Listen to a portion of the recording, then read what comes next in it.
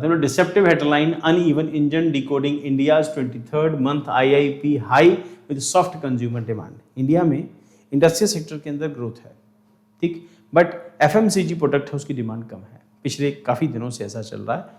और ये अच्छा है या बुरा है, नेगेटिव है या पॉजिटिव है, ये सब इसको समझना थोड़ा सा टेढ़ा काम है। रीज़न उसके पीछे कि ग्रोथ है, उसके पीछे गवर्नमेंट इनिशिएटिव्स हैं, गवर्नमेंट का इंफ्रास्ट्रक्चर हेल्प है, गवर्नमेंट की फाइनेंशियल असिस्टेंस है टू द इंडस्ट्रियलिस्ट और इंडस्ट्रीज।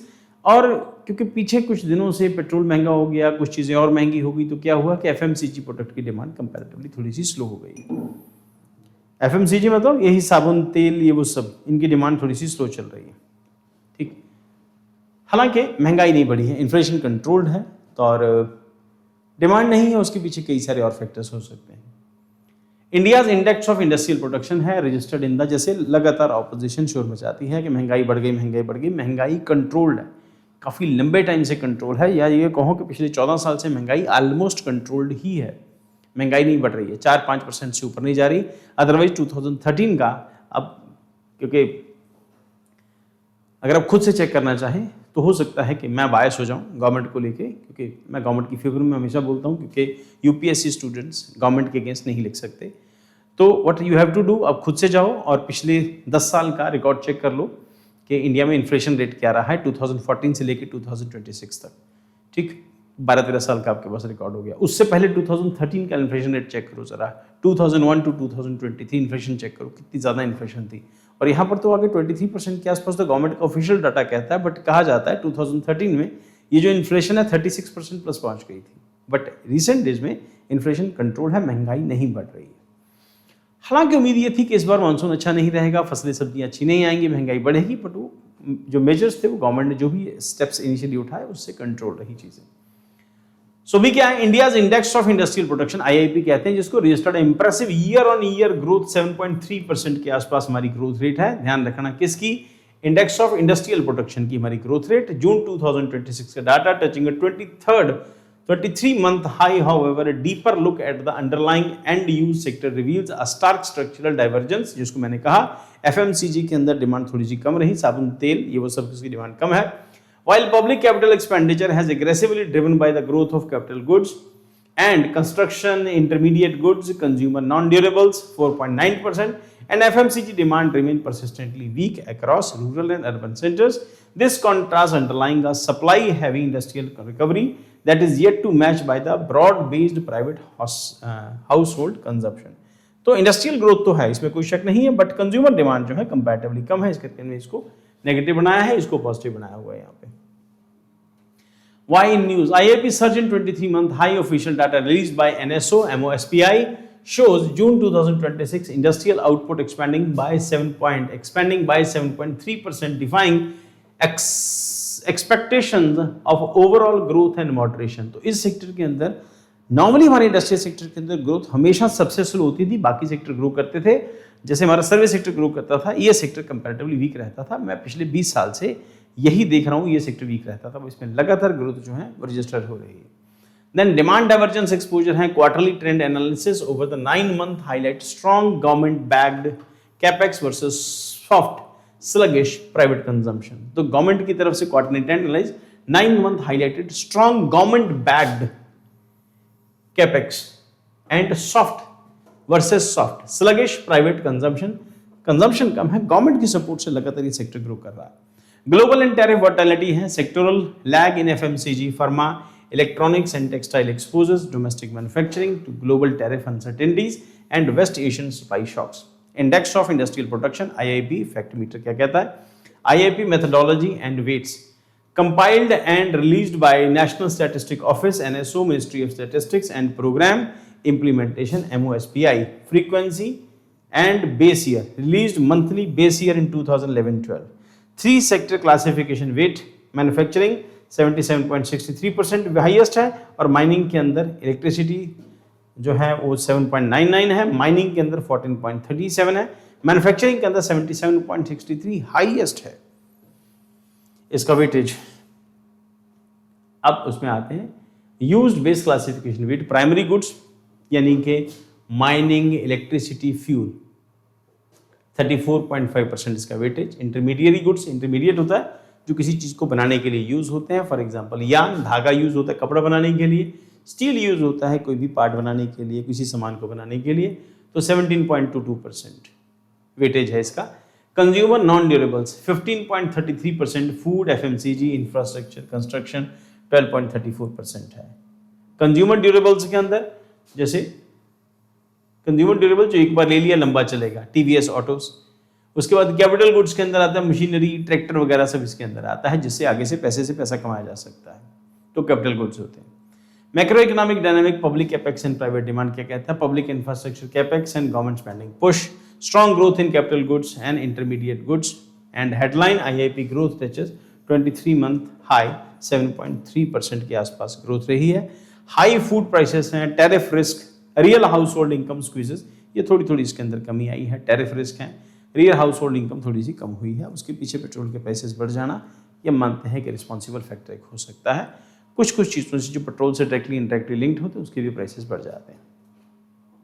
बट कुल मिला के ये कि एफएमसीजी के प्रोडक्ट जो हैं वो महंगे नहीं हुए, पर डिमांड कम है उसकी।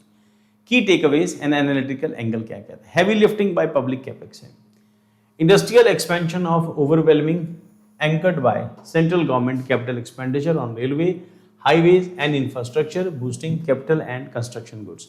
अब गवर्नमेंट का लगातार फोकस जो था इंफ्रास्ट्रक्चर के ऊपर है। इंफ्रास्ट्रक्चर में रेलवे इंफ्रास्ट्रक्चर अच्छा हो रहा है, सड़कें रोड इंफ्रास्ट्रक्चर अच्छा हो रहा है, इलेक्ट्रिसिटी कंपैरेटिवली बेटर हो रही है। जब ये सब बेटर हो रहा है तो इंडस्ट्री के लिए बूम है, इंडस्ट्री को ये पॉजिटिव पॉइंट है। देन पॉइंट ये कि इंडस्ट्री पैसा कितना कमाती है? जब इंडस्ट्री अपनी प्रोडक्शन बढ़ा देती है तो अपने मार्जिन कम कर देती है। जब उसकी प्रोडक्शन कम होती है तो मार्जिन को हाई रखती है अपने खर्चे उठाने के लिए। फॉर एग्जाम्पल एक इंडिविजुअल एक मशीन बनाता है जिसमें उसको 1,000 रुपया बनता है, बचता है। अगर वो महीने की 2 मशीनें बनाता है तो कोशिश करेगा 10-10 हज़ार मशीन में बनाए। जो एक महीने के अंदर वो 1 लाख मशीनें बना रहा है तो कोशिश करेगा जितने कम मार्जिन हो उतने बेच दे। 1,000 रुपये पर मशीन के मार्जिन के हिसाब से देखे तो उसका मार्जिन इतना बन जाता है। तो प्रोडक्शन डिपेंड करता है इंफ्रास्ट्रक्चर के ऊपर, इलेक्ट्रिसिटी के ऊपर, बाकी सब चीज़ें, टैक्सेशन सिस्टम और उसके अलावा mining.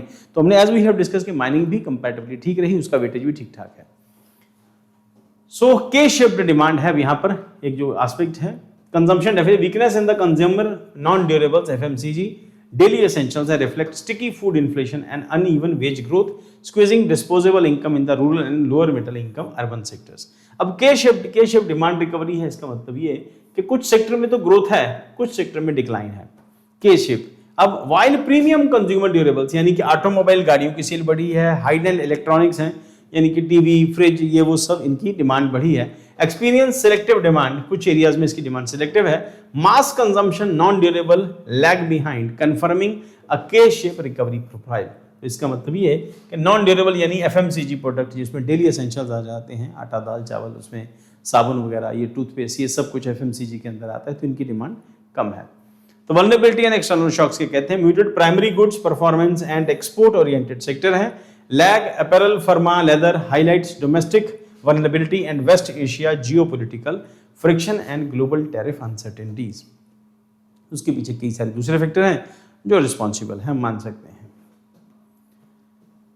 So core concept and analytical terminology क्या कहती है? Capital good versus intermediate goods. Capital goods are plant, machinery, equipment used produce final goods, हम डिस्कस कर चुके हैं इसको, without being consumed in the process. Intermediate goods हैं जैसे स्टील है, शीट है, कॉटन है, यार्न है, क्योंकि इनसे आगे आगे चल के कुछ और बनेगा। कॉटन यार्न से कपड़ा है, धागा है, कपड़ा बनेगा, और स्टील है उससे कुछ ना कुछ बनाएंगे। शीट्स, स्टील शीट्स हैं, उसकी कोई ना कुछ शेप देके कोई ना कुछ तो बनेगा, ठीक। और जो कैपिटल गुड्स हैं जैसे पैसा कमाने के लिए लगाई जाती है, मशीन लगाई, प्लांट लगाया, उस केस में कार एक सेंस में कैपिटल भी हो सकती है और कई बार वो कंज्यूमर ड्यूरेबल भी हो सकती है, डिपेंड करता है उसका यूजेस क्या है। अगर टैक्सी की फॉर्म में डालेंगे तो कैपिटल गुड की फॉर्म में काम करेगा, अदरवाइज अपने यूज के लिए हो जाएगा।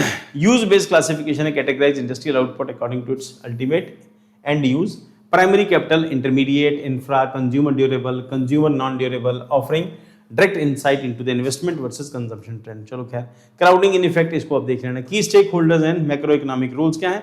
Ministry of finance and NSO, ministry of statistics programme implementation formulates capex allocations, tracks monthly statistic data, हर महीने data, and monitors macroeconomic stability. तो लगातार मिनिस्ट्री ऑफ फाइनेंस और एनएसओ, नेशनल सैंपल ऑफिस, ये लगातार निगाह रखते हैं कि किसी भी केसेस में, किसी भी केस के अंदर जो डिसबैलेंस नहीं हो, चीज़ें बैलेंस बन के चली रहें, डिमांड भी ठीक ठाक हो, महंगाई भी ठीक ठाक स्पीड से बढ़े, 2-3-4% हर महीने हर साल बढ़नी चाहिए।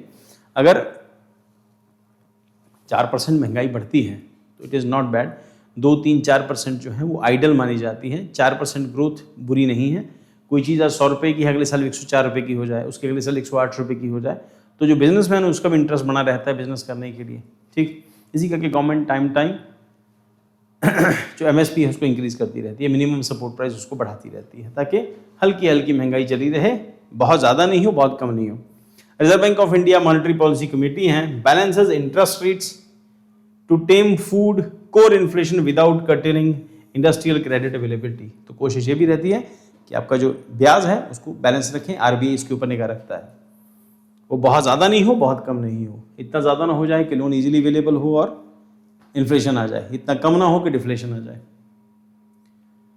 तो जब पैसा इजीली अवेलेबल होता है, ज़्यादा अवेलेबल होता है, तो इन्फ्लेशन आती है, महंगाई आती है। अगर अवेलेबल नहीं हो तो डिफ्लेशन आती है। तो private corporate sector, FMCG and heavy industry है waiting for the sustained private consumption recovery before committing the large scale private greenfield capex. Rural and urban households के अंदर primary drivers of the private final consumption expenditure PFCE currently affected by the sticky inflation living cost। अब थोड़ा बहुत जो जिसमें जो महंगाई आई है उसके पीछे एक फैक्टर जो है पेट्रोल और पेट्रोलियम प्रोडक्ट हो सकते हैं। वे फॉरवर्ड एंड रिकमेंडेशंस क्या है? रीबैलेंसिंग ग्रोथ इंजन, इनको बैलेंस करना पड़ेगा। Revision of IIP base year, targeted supply side inflation control करना पड़ेगा एंड स्टिमुलेटिंग प्राइवेट कैपेक्स को आपको बैलेंस करना पड़ेगा।